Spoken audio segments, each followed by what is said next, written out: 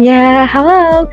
Kembali lagi di video pembelajaran. Kini kita masuk pada topik menyusun media rekrutmen dan dokumen pendukung proses rekrutmen tenaga kesehatan.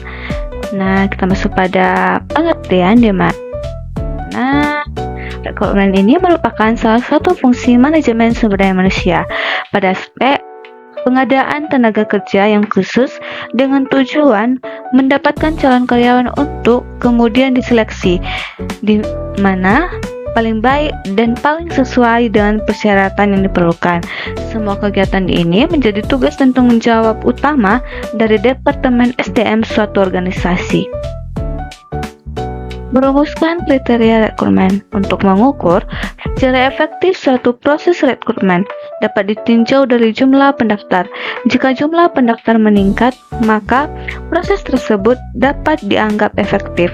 Sumber perekrutan didasarkan pada sumber eksternal yang dapat mencangkup seluruh calon tenaga kesehatan yang akan mendaftar di organisasi kesehatan.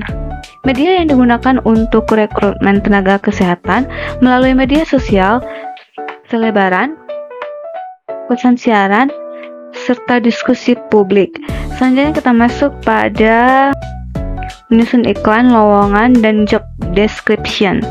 Pemasangan iklan merupakan salah satu jalur rekrutmen yang paling sering digunakan. Iklan dapat dipasang di berbagai tempat dan menggunakan berbagai media, baik visual, audio, maupun yang bersifat audiovisual.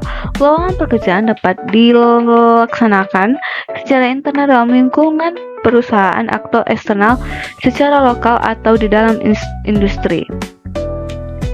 Selanjutnya, ada pun cara atau langkah untuk menulis iklan lowongan.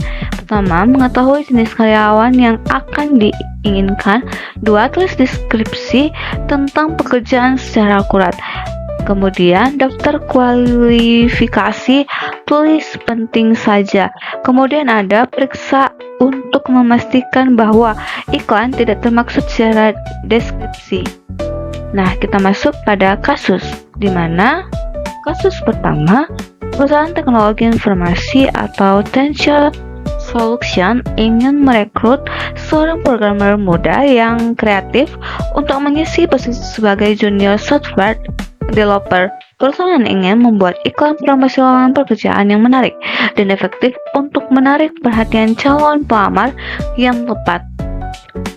Bagaimana perusahaan Tensure Solution dapat membuat iklan promosi lowongan pekerjaan yang efektif untuk menarik perhatian programmer muda dan kreatif? Nah, caranya itu dia membuat iklan itu secara kreatif. Iklan yang kreatif itu seperti ada gambar-gambarnya, tertera juga itu di bagian mana, kayak ada gambar seseorang yang sedang bekerja di ruangan tersebut, jadi tahu bahwa yang dibutuhkan itu adalah bagian junior software developer. Selanjutnya, kasus kedua, perusahaan Retali Fashion tak ingin merekrut seorang manajer toko yang berpengalaman untuk mengisi posisi sebagai store manager di salah satu toko mereka di pusat kota. Perusahaan ingin membuat iklan promosi lowongan pekerjaan yang dapat menarik perhatian calon pelamar yang memiliki pengalaman dan kualifikasi yang sesuai. Bagaimana perusahaan fashion dapat membuat iklan promosi lowongan pekerjaan yang efektif untuk menarik perhatian calon pelamar yang memiliki pengalaman dan kualifikasi yang sesuai untuk posisi store manager? Nah, yang dapat dilakukan yaitu membuat sebuah iklan yang lebih menarik, sama seperti tadi. Karena iklan-iklan itu bisa juga kayak misalnya itu promosi melalui Instagram, kayak membuat poster, leaflet, atau apapun itu baru dipost di Instagram atau berupa video-video yang menandakan bahwa perusahaan tersebut membutuhkan tenaga pekerja. Kita masuk pada kasus terakhir, di mana perusahaan Statrup Generi Energi ingin merekrut seorang ahli pemasaran digital untuk membantu mempromosikan produk-produk mereka yang ramah lingkungan. Perusahaan ingin membuat iklan promosi lowongan pekerjaan yang dapat menarik perhatian calon pelamar yang memiliki pengalaman dan minat dalam pemasaran digital dan lingkungan. bagaimana perusahaan Grand Energy dapat membuat promosi iklan lowongan pekerjaan yang efektif untuk menarik perhatian calon pelamar yang memiliki pengalaman dan minat dalam pemasaran digital dan lingkungan.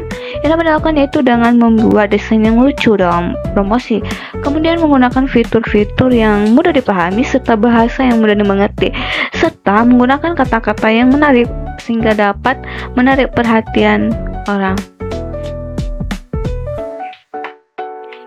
Nah, demikian pembahasan kita kali ini. Terima kasih dan sampai jumpa di video animasi selanjutnya. Dadah!